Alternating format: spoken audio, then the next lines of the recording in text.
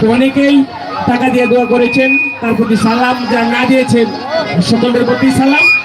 তবে একটি গান করছি, গানটা সকলে একটু মন দিয়ে শুনবেন।